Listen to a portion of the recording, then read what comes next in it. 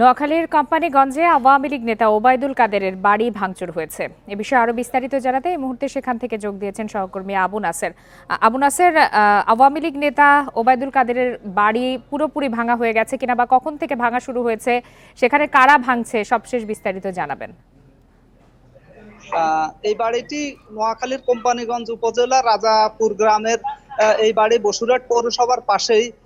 এটি ওবায়দুল কাদেরের বাড়ি এবং এই বাড়িতে ওবায়দুল কাদের যে আসলে থাকেন, পাশাপাশি তার ভাই আব্দুল কাদের মির্জা এখানে থাকেন, যিনি বসুরহাট পৌরসভার মেয়র ছিলেন। তো এখানে 12টা থেকে বিক্ষুব্ধ ছাত্র জনতা তারা আসে এবং তারা এখানে এই বাড়িতে তারা ভাঙচুর এবং অগ্নিসংযোগ করে কিছু কিছু জায়গাতে। আমি যদি একটু দেখাই যে বিক্ষুব্ধ ছাত্র জনতার বক্তব্য হচ্ছে এই বাড়ি থেকে অনেক অপকর্ম করা হয়েছিল বিগত সময়ে এবং মানুষের উপর নির্যাতন নিপীড়ন চালানো হয়েছিল, অর্থাৎ ফ্যাসিবাদের যত কায়দা কানুন আছে সব এই বাড়ি থেকেই পরিচালনা করা হয়েছিল এবং মানুষের শান্তি কেড়ে নেওয়া হয়েছিল। ফলে এই দীর্ঘদিনের পুঞ্জীভূত ক্ষোভের বহিঃপ্রকাশ কিন্তু আজকে গতকালে আসলে সামাজিক যোগাযোগ মাধ্যমে ঘোষণা দেওয়া হয়েছিল এই বাড়িতে হামলার বিষয়, এবং আজকে 12টার পর থেকে বিক্ষুব্ধ ছাত্র জনতা এখানে আসে এবং এসে ওবায়দুল কাদের যে বাড়িতে আসলে থাকেন সেই বাড়িটি এবং